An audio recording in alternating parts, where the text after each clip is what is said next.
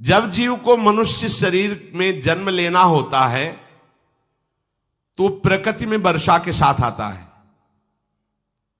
प्रकृति में वर्षा के साथ आया और फसल में मूली, गाजर, गेहूं, अन्न, इनमें वो जीव प्रवेश करता है और उसे माता पिता दोनों पाते हैं।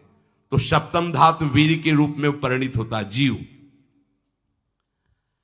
वो वीर कण के रूप में माता के उदर में जब प्रवेश करता है तो एक रात्रि में मां का और पिता का, दोनों का वो जो वीर मिलता है, उस रज और वीर के मिलने से एक कलल सा बनता है। 5 रात्रि व्यतीत होने के बाद एक बुदबुदा सा बनता है। 10 रात्रि व्यतीत होने के बाद एक बेर की सी आकृति होती है। फिर उसके बाद उसमें धीरे धीरे मांसपेशियां बढ़ने लगती हैं। 1 महीने में उसके सिर निकल आता है, 2 महीने में हाथ पांव अंगों का विभाग होता है, तीसरे महीने में नख, रोम, अस्थि, चर्म, स्त्री पुरुष के चिन्ह प्रकट हो जाते हैं, 4 महीने में मांसादि 7 धातुएं प्रकट हो जाती है, 5वें महीने में चेतना जागृत हो जाती है। जैसे अपने चेतना, ऐसे 5वें महीने में गर्भस्थ शिशु की चेतना जागृत हो गई। जीव है पर चेतना 5 महीने बाद मां के गर्भ में जागृत।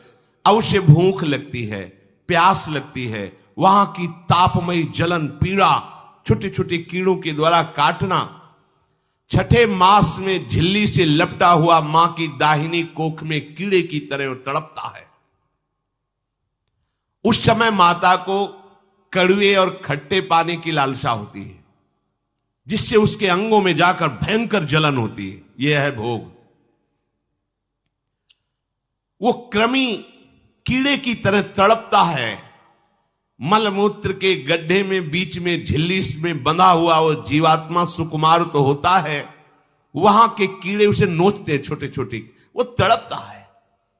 माता प्रसन्न होती कि जब बच्चा हिलता है, बोले है उसकी दुर्गति हो रही, वहां भयंकर कष्ट पा रहा है। ऐसा क्लेश होता है कि क्षण क्षण में बेहोश होता रहता है। माता के खाए हुए कड़वे, तीखे, गरम, नमकीन, रूखे, खट्टे, यही पदार्थ पाने की इच्छा होती है माता, क्योंकि उसको भोग भोगना है। उसके कोमल शरीर में भयानक पीड़ा होती है जब माता ऐसे पदार्थ खाती है। गर्भाशय की झिल्ली में लिपटा हुआ, आंतों और मलमूत्र से घिरा हुआ सिर, पेट की और पीठ और गर्दन, ये कुंडलाकार ऐसे कंकण जैसा, ऐसी आकृति गर्भस्थ शिशु की होती है। पिंजड़े में बंद पक्षी के समान पराधीन, ना तो वो हिलडुल सकता है ना बोल सकता है, बड़ा असमर्थ दुख को भोग रहा है, चेतना पूरी है। इसी समय भगवान द्रवित होकर उसे ज्ञान देते हैं, गर्भस्थ शिशु को, सबको। जे उसे ज्ञान होता है तो सैकड़ों जन्म के कुकर्मों से याद आते हैं, सैकड़ों जन्म के। ओहो, ये मेरे कर्म का ही फल, मैंने ऐसे कर्म किए इसलिए ये दुख भोग रहा हूं। बेचैन हो जाता है, कैसे निपट पाऊंगा, सैकड़ों जन्म के कर्म जमा है। अब महान अशांति उसके हृदय में, उस शरीर में भयंकर पीड़ा। कुंडलाकार शरीर है, हिल भी नहीं सकता है, बस कीड़े काटते, बड़ी तड़पन, बड़ी जलन, भूख प्यास की जलन।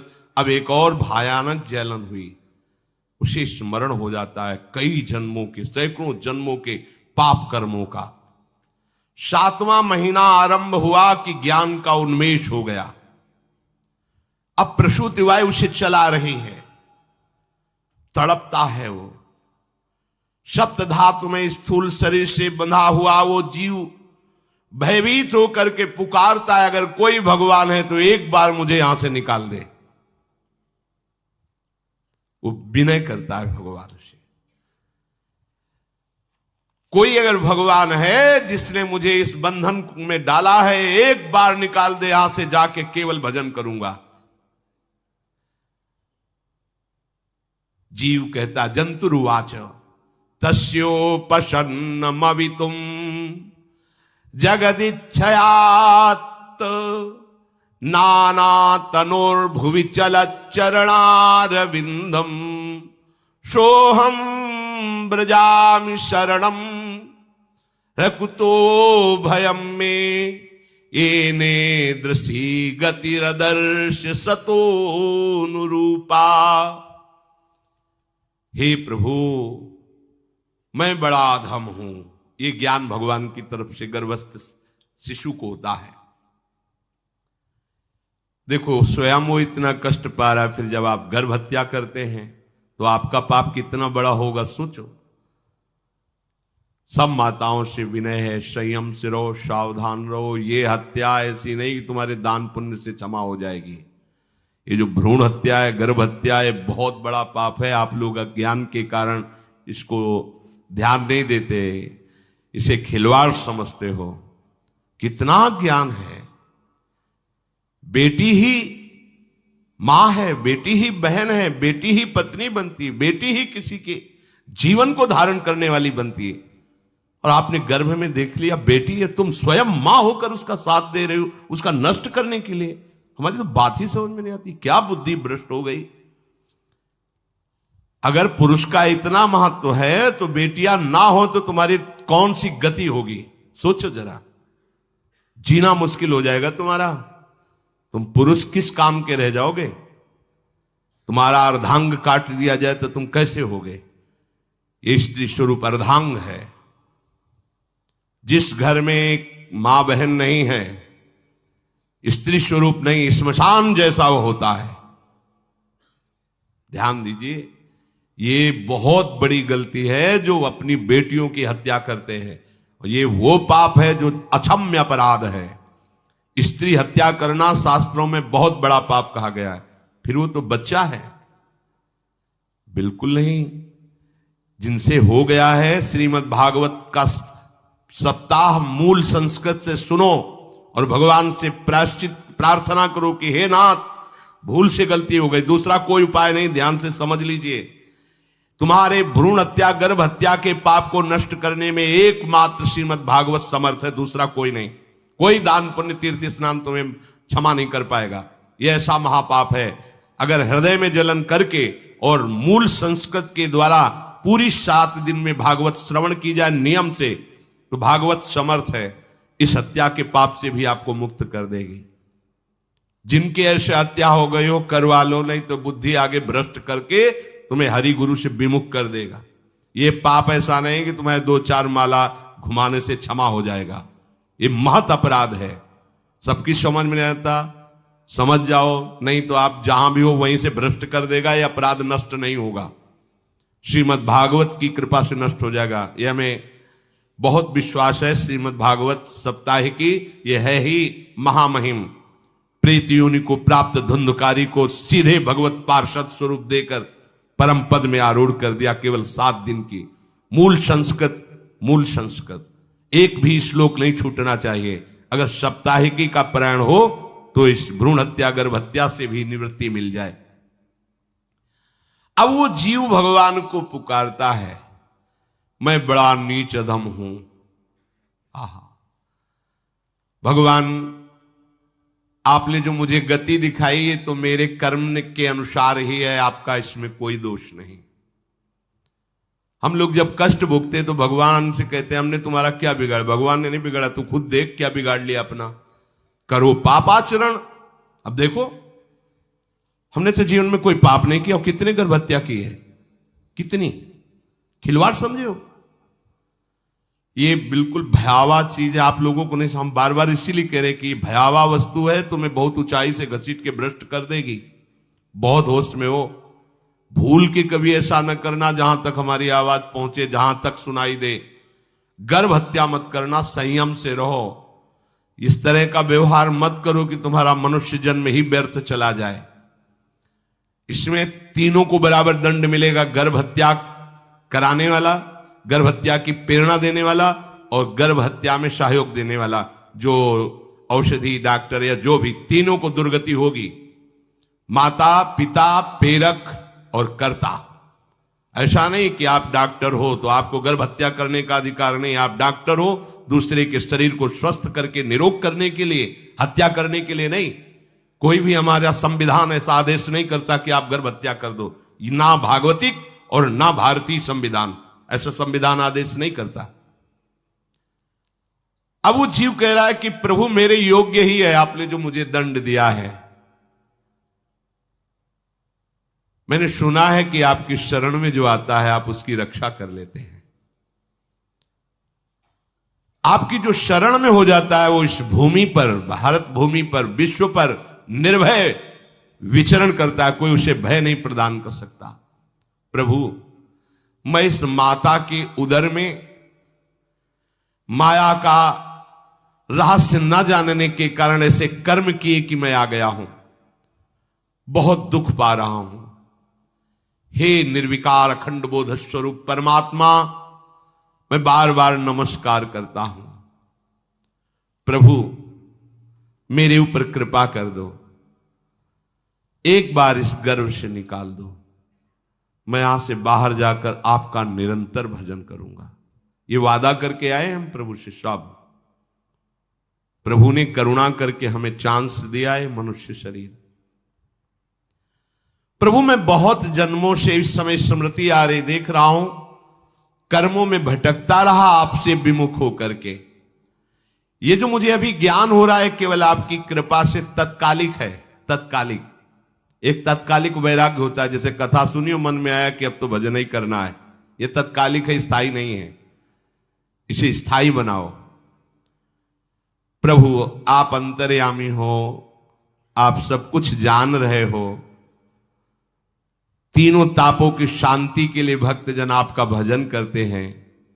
मैं देहधारी होकर जीव माता के उदर में मलमूत्र से रुधिर की झिल्ली में फंसा हुआ माता की जठराग्नि के ताप से जल रहा हूं। प्रभु एक एक क्षण में यहां विकल होकर केवल इंतजार कर रहा हूं कि किस समय मुझे यहां से निकाला जाएगा। दीन बंधु यहां से कब मैं निकलूंगा। स्वामिन आप बड़े दयालु हो। आप जैसे उदार प्रभु ने मुझ गर्भस्थ शिशु को ये ज्ञान दिया। हे दीन बंधु आप अपनी कृपा से प्रसन्न हो जाइए। प्रभु एक बार निकाल दीजिए, मैं ऐसा भजन करूंगा कि दोबारा संसार के दुख में नहीं आऊंगा। कपिल भगवान कहते हैं, हे माता, वो गर्भस्थ बालक शिशु भगवान से प्रार्थना करता है, भगवान का आदेश होता है, तत्काल प्रसव वायु धक्का मारती है। जे ही प्रसव वायु धक्का मारती तो उसको ऐसा भयंकर कष्ट होता है, जैसा पीछे लिखा है कि जैसे जिंदा किसी की चमड़ी उतारी जाए, ऐसा मां के गर्भ से निकलते समय उसे कष्ट होता है। वो अत्यंत कष्ट से व्याकुल होता है। उसी समय उसका वो ज्ञान नष्ट हो जाता है जो भगवान ने दिया था। उस समय उसकी श्वास की गति रुक जाती, जैसे किसी का गला दबा दिया जाए तो कैसा लगेगा। ऐसे ही पूरी की पूरी भागवती की स्मृति नष्ट हो गई। होश आया तब देखा कि वो बाहर पड़ा हुआ है, माता के उस मलमूत्र में सना हुआ विष्ठे की कीड़े की तरह। गर्भवास में जो दिव्य ज्ञान प्रकट हुआ था भगवान की कृपा से, वो सब नष्ट हो गया। भूमि परत भा ढाबर पानी, तिम जीवे माया लपटानी। चेतन आई तो रोने लगा। वो ज्ञान कहां गया, वो ज्ञानदाता कहां गया। वो कहता कहां कहां, बोले थाली बजाओ बच्चा हुआ है। और वो तो रो रहा है कि कहां, वो ज्ञान कहां गया जिसके बल से मैं कह रहा था कि बाहर निकाल दो, मैं आपका भजन करूंगा। सब खत्म ज्ञान। जो लोग उसका अभिप्राय नहीं समझते वो उत्सव मनाते हैं। बालक हुआ है, वो रो रहा है, वो कहां गया ज्ञान, कहां कहां कहां। छोटा बालक यही रोक कहता कहां। अभी जो ज्ञान उत्पन्न हुआ था, जो अभी भगवान का बोध हुआ था, वो कहां गया, कहां गया। घर परिवार के लोग उसका पालन पोषण करते रहते हैं, उसमें कोई निषेध करने की शक्ति नहीं हो रही। मच्छर काट रहा है, दुख हो रहा है, हटा नहीं सकता बालक। उस जीव को शिशु अवस्था में जब कपड़ों पे लिपेट कर ऐसे लिटाया जाता है तो इतना कोमल त्वचा होती कि कपड़े भी उसको, जैसे खुजलाहट है, पीड़ा है या जलन है, बिल्कुल कोमल त्वचा होती, कुछ नहीं कर सकता वो, बस रो सकता है। ना खुजलाने की, ना करवट बदलने की, ना उठने की कोई सामर्थ्य नहीं। बड़ा कष्ट पाता है बाल्यावस्था में, क्योंकि त्वचा बड़ी कोमल होती है, दास मच्छर आदि जीव उसको काटते हैं। गर्भावस्था का कोई ज्ञान नहीं रहा, सिर्फ रोना ही रोना रह रहा। इस प्रकार उसकी बाल्यावस्था कटी, कौमार अवस्था आई, पौगंड अवस्था, इनमें वो खिलवाड़ में फंस गया। जैसे जैसे बड़ा होता जाता, चेतना, गुनगुना, ये कार, ये प्लास्टिक के ऐसे उनमें मगन है। देखो ना छोटे बच्चों को, अज्ञानवश इसकी ये अवस्था कट गई।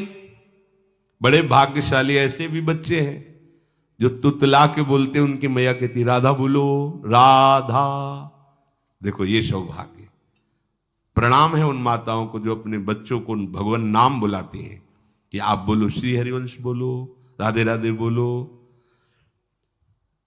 धीरे धीरे उसकी युवावस्था पहुंची। इस समय उसके अंदर एक भूत सवार होता है, जवानी का भूत है, ये सबके सवार होता है। अगर मंत्र चल रहा है तो भूत नहीं चढ़ेगा, नाम चल रहा है तो भूत नहीं चढ़ेगा, नहीं तो भूत चढ़ जाता है। ये कुछ भी करवा सकता है भूत, भूत ही तो है ना। वैसे ही पंचभूत लिपट गए, ये ऊपर से जवानी का और भूत सवार हुआ तो जौवन ज्वर के ही नहीं बलकावा। जवानी में कोई भी ऐसा अपराध नहीं जो हो ना जाए। बड़ा भयानक इसमें स्वरूप होता है। इसमें केवल भोग, केवल भोग, एक ही दृष्टि रहती है, भोग भोगना।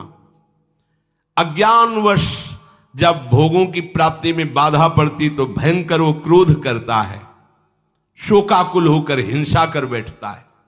जैसी घटनाएं सुनने को मिलती हैं, राक्षसी घटनाएं, ये भूत है जवानी का। जहां कामना में बाधा पहुंची, क्रोध, क्रोध में वो समझ नहीं पाता कि मेरे जैसा ही प्रिय शरीर उसका है जो मैं वर्ताव कर रहा हूं।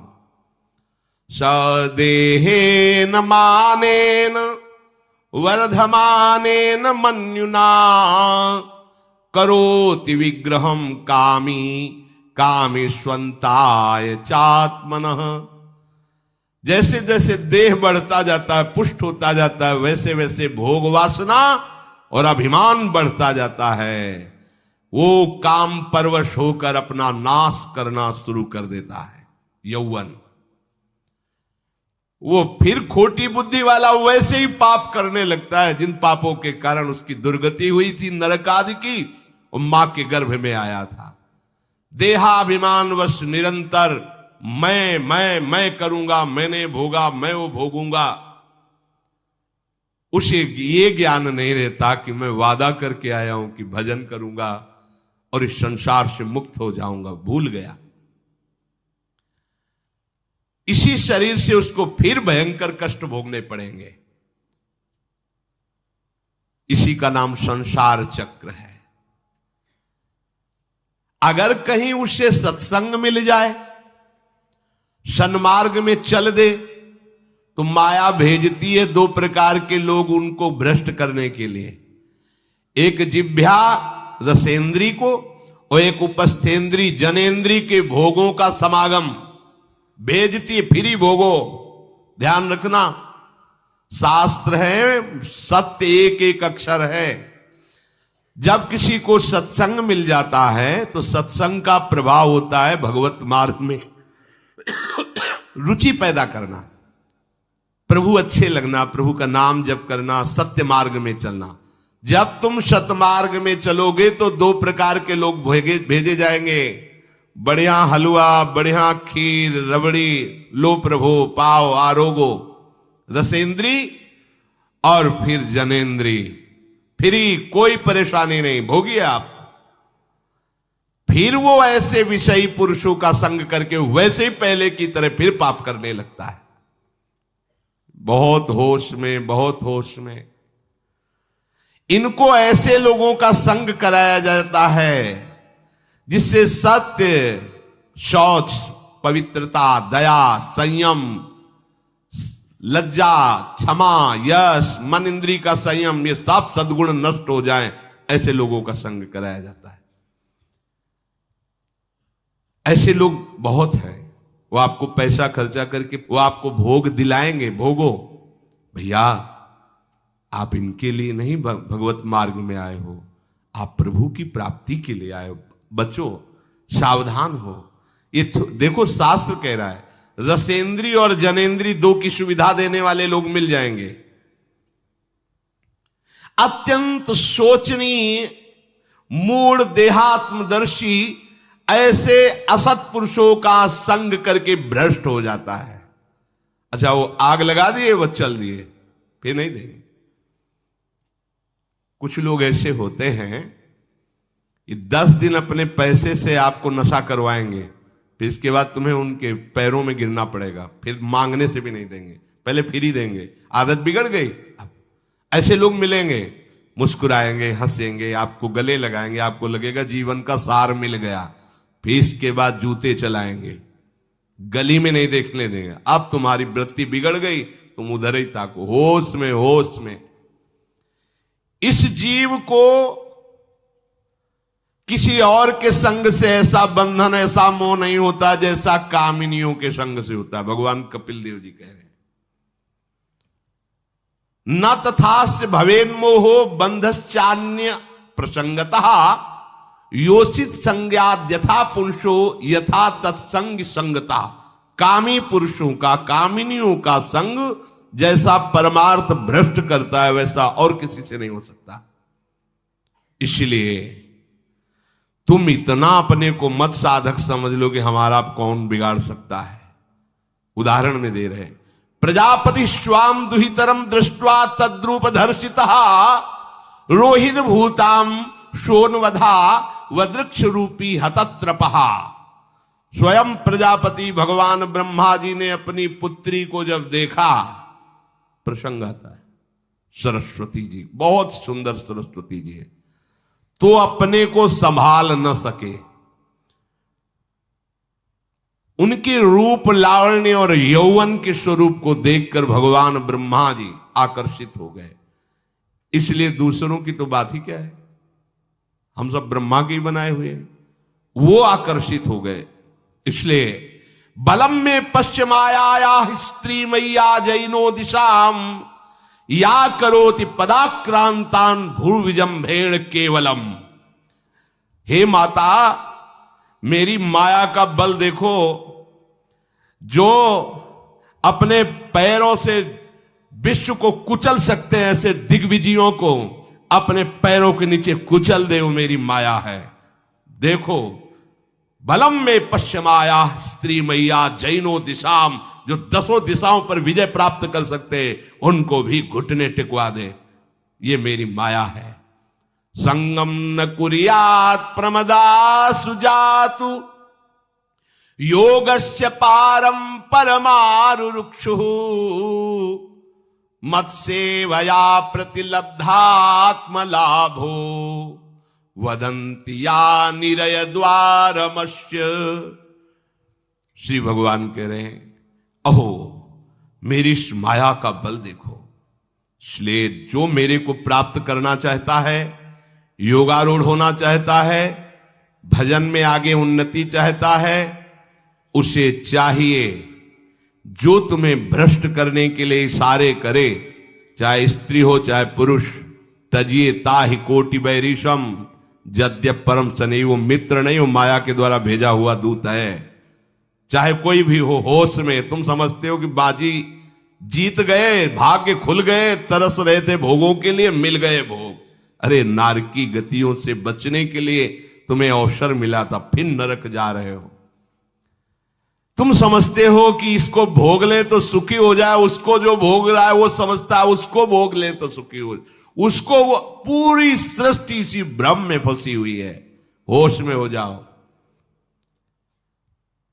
जो परम पद चाहता है, भजन करना चाहता है, ठीक से मार्ग में चलना चाहता है, उसे शब्द भगवान के याद कर लेने चाहिए।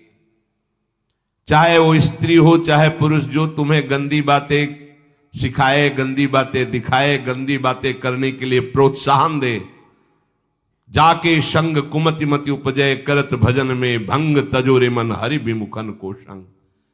गृहस्थ हो तो धर्म के अनुसार अपनी पत्नी मात्र में सीमित रहो। ये उद्दंडता तुम्हारा नाश कर देगी। ये जो आज नई रीतियां चल रही हैं, ये भगवान ब्रह्मा जी ने अपने पुत्रों को बुलाया। चारों युग ये पुत्र हैं भगवान ब्रह्मा के, सतयुग, त्रेता, द्वापर, कलयुग। सतयुग से कहा भाई हमने रचा है नरक, तुम्हारा स्वभाव सत्य में स्थित होना है, इसलिए हमारी आज्ञा का पालन करो कि नरक खाली भी नहीं रहना चाहिए। तो उनका पिताश्री, जब हमारा स्वभाव आपने ही रचा है तो मेरे राज्य में कोई नरक जाए भूल चूक से, किसी को नरक नहीं जाने देंगे। त्रेता से कहा तो उन्होंने कहा कोशिश करेंगे अपने बड़े भाई का अनुगमन करने की। द्वापर से कहा तो उन्होंने कहा कोशिश करेंगे आपकी आज्ञा का पालन करने की। समझना। लेकिन जब कलयुग आया तो मुस्कुरा के बोला, पिताश्री जैसे बड़े भैया ने कहा मेरे राज्य में कोई नरक मेरी जानकारी में नहीं जा पाएगा, ऐसे ही मेरे राज्य में कोई स्वर्ग या परम पद मेरी जानकारी में नहीं जा पाएगा। मैं सीधे हाउसफुल करूंगा नरक। देख लो ना, शराब पीना, व्यभिचार करना, जुआ खेलना, चोरी करना, हिंसा करना, इसके प्रधान स्थान है। ब्रह्मा जी से कहा आप चिंता मत करो, जैसे बड़े भैया कहते हैं कि हमारे राज्य में कोई नरक नहीं जाएगा, ऐसे हम आपको वचन देते हैं। अगर हमारी दृष्टि पड़ी तो न स्वर्ग जाने देंगे न परम पद में जाने देंगे। तभी महाप्रभु कहते पाए जान जगत में सब जन कपटी कुटिल कलयुगी टंचू। कलयुग ने सबको देख रखा है, सबको अधीन कर रखा है। अगर बच सकते हो तो एक हरिनाम है, राधा नाम है, जो कलयुग का प्रभाव नहीं पड़ने देगा। इसलिए होश में, चाहे वो पुरुष हो या स्त्री हो, रिश्तेदार हो, नातेदार हो, कोई हो, जिसके संग से भोग वासना बढ़े, भगवत विमुक्ता हो, दूरी बना लो, तत्काल दूरी बना लो। वो मित्र नहीं, वो भारी दुश्मन है, जो तुम्हें फिर वही दुर्गति में ले जाएगा जो गर्भ में वादा किया वो नहीं कर पाओगे। भगवान कह रहे मैं इसलिए मना कर रहा हूं कि ये खुला हुआ नरक का द्वार है। वदंती या निरय द्वारमस्य, निरय माने नरक का द्वार, अस्य माने ये भोग विलासिता खुला हुआ नरक का द्वार है। इसका भाव यह है कि इसमें सुख तो है नहीं, सुख भासता है। भासना और है में अंतर है।